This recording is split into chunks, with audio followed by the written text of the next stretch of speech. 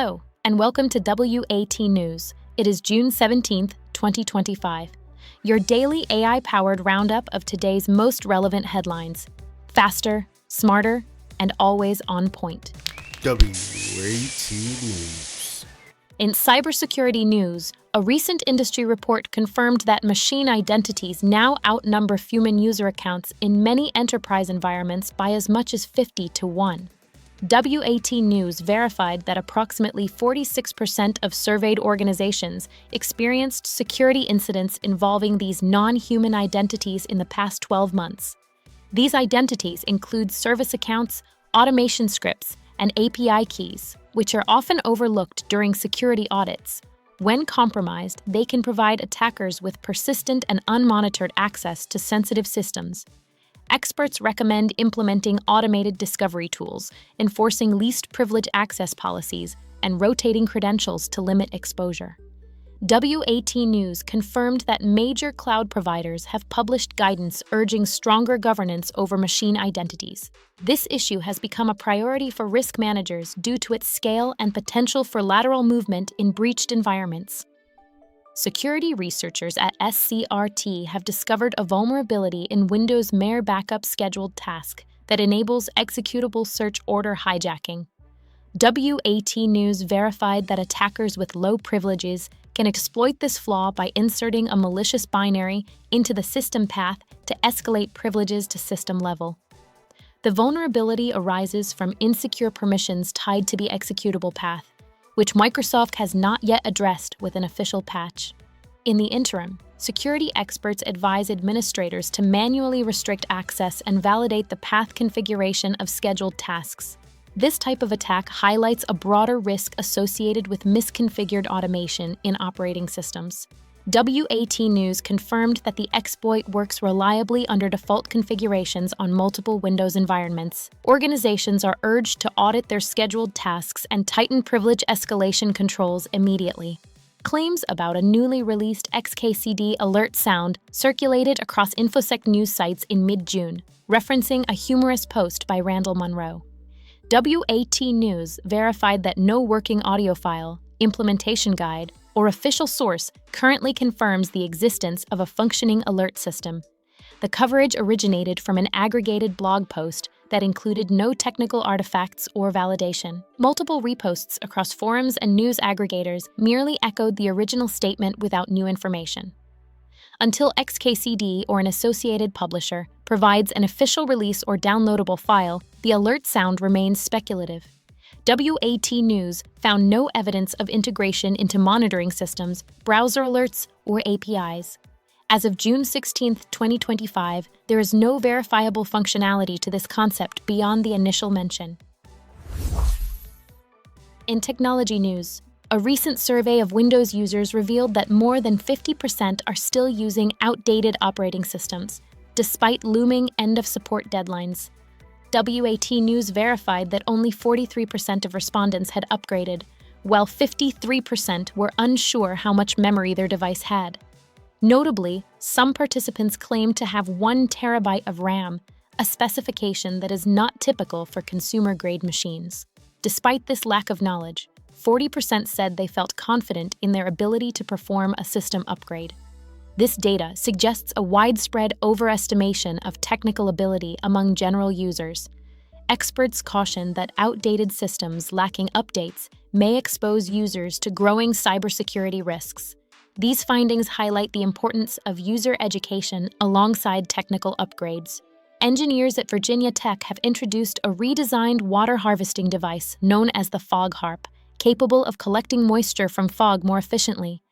W.A.T. News verified that the device uses vertical wires instead of mesh, which prevents water droplets from accumulating and blocking airflow. Field tests demonstrated that this design collects up to 19 times more water than conventional fog nets under the same environmental conditions. This advancement could support water access in arid regions that experience consistent fog but limited rainfall. Researchers are now working to scale the technology for practical deployment. The prototype has shown promise in controlled environments, with additional testing planned in coastal and high-altitude communities. The innovation represents a low-energy, sustainable solution to water scarcity in underserved areas. The technology sector is experiencing a new round of layoffs as major companies restructure in response to shifting economic conditions. W.A.T. News confirmed that Intel has cut 1,500 positions. Uber has reduced its staff by 3,700. Salesforce laid off 1,000 employees, and Groupon eliminated 2,800 roles. These layoffs span departments including engineering, human resources, and product development. Analysts attribute the trend to cost-cutting efforts and post-pandemic recalibrations of workforce size and strategy. Some firms are also shifting focus toward artificial intelligence and automation, resulting in talent reallocation. The cumulative job losses reflect broader instability across the tech labor market. Industry observers expect further reductions as companies adapt to evolving financial pressures. While the issue plays out, George has more on what's making waves. George, what's next? Thanks, Jessica.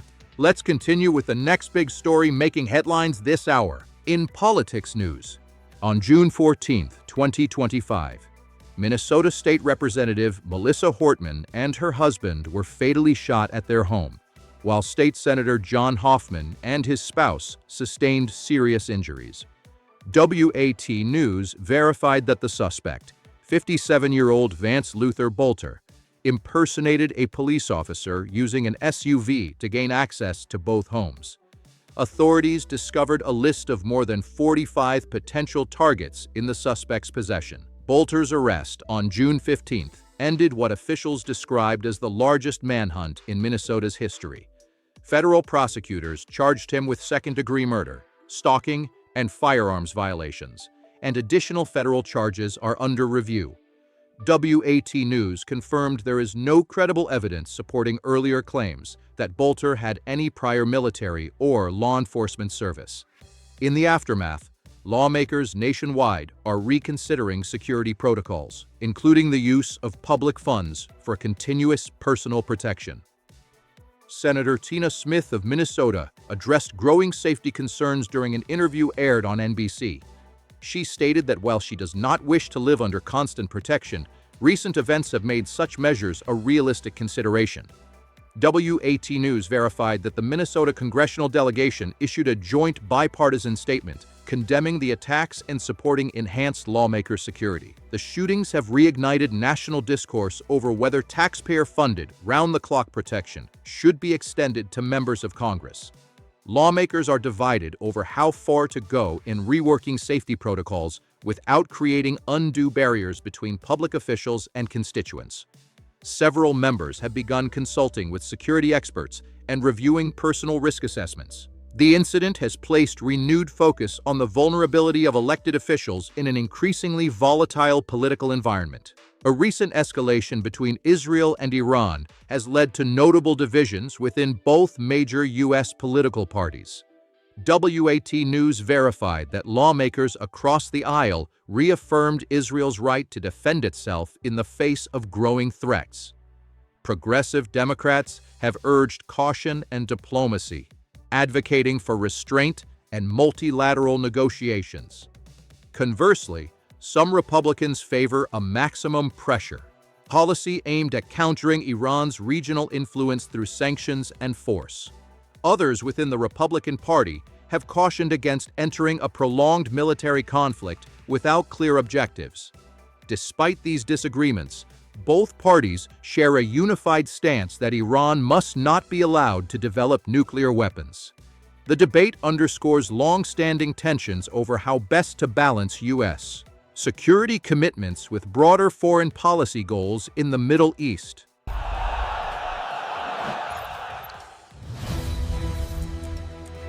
In business news, Bloomberg Opinion argues that California's high-speed rail project should be canceled, citing unspecified concerns. W.A.T. News verified that construction has already consumed over $30 billion in federal and state funding without reaching key milestones, and the project's budget and timeline have faced repeated delays. The article's claim that no construction has started is false, Electrified tracks and stations are under development in parts of the Central Valley. However, forecasts show cost overruns could exceed $25 billion by 2030 if rail electrification advances continue at current rates. Advocates project a 70-minute travel time between San Francisco and Los Angeles. Critics contend that without additional investment, authorities may need to reassess projected timelines and returns. W.A.T. News verified that the California High-Speed Rail Authority is revising contracts to accelerate grading and system integration. The debate underscores a tension between ambitious infrastructure goals and fiscal accountability as state budgets remain strained. KKR & Co. has agreed to acquire Zenith Energy, an Australian off-grid power specialist supplying remote mining operations and microgrids, according to official transaction filings. W.A.T. News verified that the deal, expected to close late in 2025 pending regulatory approval, values the company at approximately $2 billion Australian dollars. Zenith generates over $1,200 million in annual revenue and operates more than 700 megawatts of contracted capacity across 15 sites. The company's founder and management will retain a minority ownership stake post-acquisition. The purchase aligns with KKR's broader infrastructure strategy, focusing on sustainable energy systems in underserved regions. No financial terms have been disclosed for the executive-level payments. This acquisition signals growing private equity interest in off-grid renewables as global demand for decentralized, carbon-reducing solutions intensifies. Chicago Fire FC has released renderings of its new privately funded stadium at the 78 development in downtown Chicago, with construction planned to begin in late 2025. The team's owner has committed $650 million to build a 22,000-seat, open-air, natural grass venue positioned as the centerpiece of a 62-acre mixed-use riverfront district. W.A.T. News verified that the stadium will include 50 suites and a dedicated 2,000-seat supporter section and is scheduled to open ahead of the 2028 season. Despite its private funding, analyses show tens of millions in public infrastructure improvements will be required to prepare the site. The design, led by architecture firm Gensler, incorporates brick facades to reflect Chicago's architectural heritage while ensuring modern fan amenities. City planning records confirm the stadium will be integrated with public transit links, including CTA and Metra access points. This development marks a major expansion of Major League Soccer's presence in Chicago and anchors long-term urban revitalization efforts in the area. Now let's head over to Hector for the rest of today's top stories. Hector, over to you. Thank you, George. Let's get into the rest of the day's headlines. In entertainment news, fans of Justin Bieber have created prayer candles bearing his likeness, sold online as novelty items rather than religious talismans. W.A.T. News verified these are fan-made, unofficial merchandise, and clarified they are not promoted by Bieber and not linked to any religious institution. Though inspired by traditional votive candles, creators describe them as humorous collectibles, not items believed to confer luck or spiritual benefit. Bieber has directly communicated his well-being to fans and requested personal privacy, emphasizing these items are grassroots fan expressions. The candles appeal primarily to collectors and are intended for novelty gifting rather than devotional use. The practice reflects trends in fan culture, where personal symbolism blends with pop iconography. W.A.T. News confirms no trademark infringement actions have occurred related to these products. CNN and CBS News are launching weekly travel-focused photo galleries to showcase imagery from around the world. W.A.T. News verified that CNN's Travel Snapshots and CBS's Travel Gallery will both feature curated viewer-submitted photos and regularly refresh with new visual content. These platforms aim to offer cultural insights and global perspectives through diverse photography. Content is drawn from iReporters and other user contributors, and both outlets plan consistent updates to maintain audience engagement. Neither gallery involves editorial commentary. Presentations are intended to remain visually based and neutral. These initiatives echo growing media trends in user-generated visual storytelling. WAT News confirmed both launches are scheduled for this summer. Jessica Alba appeared on Red Table Talk to discuss representation of Latinx actors in Hollywood and advocate for more inclusive on-screen storytelling. She shared her personal experiences, describing how she struggled to identify with on-screen roles due to a lack of cultural authenticity in earlier media. Alba also highlighted challenges related to colorism and stressed the importance of trigger warnings for narrative content that could unsettle viewers. WAT News verified the episode aired on June 15, 2025, and was part of recent programming focused on diversity and content sensitivity. Alba's comments contribute to broader conversations in entertainment about equity, representation, and audience care practices. Producers confirmed the episode has prompted internal discussions about casting, storytelling, and viewer advisories. In world news, Israel launched a surprise preemptive airstrike campaign, codenamed Operation Rising Lion, on June 13th, targeting over 100 military and nuclear sites inside Iran, including facilities at Natanz and Tehran. WAT News verified that Iranian state media and the International Atomic Energy Agency report that approximately 224 Iranians have been killed, most civilians, and at least 15,000 centrifuges at the Natanz enrichment plant were damaged. In response, Iran fired more than 150 ballistic missiles and drones over the following days, resulting in 24 civilian deaths in Israel, mostly in Tel Aviv and Haifa, and injuring hundreds. Earlier false reports conflating events have been disproven. President Trump has urged evacuation of Tehran and detained G7 meetings to seek a diplomatic resolution, though Iranian officials have rejected ceasefire talks while under attack.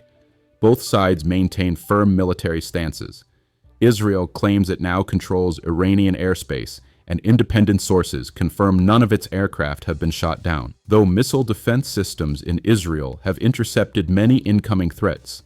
WAT News verified that global oil prices fell slightly on June 16th amid speculation of de-escalation, while analysts warn the conflict could broaden if either side targets civilian infrastructure or chemical production sites. A Norwegian court has found athletics coach and father Gert Ingebrigtsen guilty of one count of minor assault against his daughter Ingrid for striking her in the face with a damp towel, sentencing him to a 15-day suspended prison term and ordering 10,000 Norwegian kroner in compensation. WAT News verified that all additional allegations of long-term physical or emotional abuse toward Olympic champion Jakob Ingebrigtsen and other children were dismissed due to insufficient evidence, with the court noting conflicting witness testimony. The assault took place in January 2022, when Ingrid was 15, and photographic evidence and her testimony were considered credible. The prosecution had sought a 2.5-year custodial sentence, but the judge concluded that this single act did not constitute systemic abuse. The court acknowledged that while Gert admitted to being a demanding coach, there was no proof of a sustained pattern of fear or intimidation. Earlier claims that he had punched Jakob without substantiating evidence were rejected. The verdict highlights the complexity of family dynamics under legal scrutiny and leaves open the possibility of appeal by either party within 14 days. Investigators have recovered both the cockpit voice recorder and flight data recorder for an Air India Flight 171, which crashed on June 12, 2025, shortly after takeoff from Ahmedabad, killing at least 279 people, including at least 38 on the ground. WAT News verified that the recovered devices, commonly known as the black boxes, are intact and currently under analysis by teams from India's AAIB. The United Kingdom's AAIB and the U.S. National Transportation Safety Board official records confirm the flight carried 230 passengers and 12 crew members, with only one survivor who escaped through an emergency exit. The aircraft, a Boeing 7878 Dreamliner, crashed into a medical college hostel 30 seconds after liftoff. Ground impact reportedly injured at least 60 additional individuals. Air India's parent company, Tata Group, has pledged compensation and support, while Indian authorities have ordered enhanced maintenance protocols for the Boeing 787 fleet. The investigation is examining mechanical, human, and environmental factors, and authorities are expected to release a preliminary report within 3 months. That's your full briefing for today from W.A.T. News. Here's a quick recap of today's top stories. W.A.T. News verified that machine identities now outnumber human users in many enterprise systems, with nearly half of organizations reporting breaches involving these accounts, and confirmed a new, unpatched Windows vulnerability that allows privilege escalation through scheduled tasks. Politically motivated violence in Minnesota and escalating tensions between Israel and Iran have triggered national and global security concerns, while U.S. lawmakers debate appropriate protective measures and diplomatic responses. Meanwhile, major layoffs in the tech sector, a high-profile acquisition in off-grid energy, and misreported claims like the XKCD alert sound and California rail construction highlight the importance of verifiable facts, which W.A.T. News continues to investigate and clarify. W.A.T. News. If you found this briefing helpful, be sure to like, subscribe, and tap the bell so you never miss a headline. Until next time, stay sharp, stay safe, and stay curious.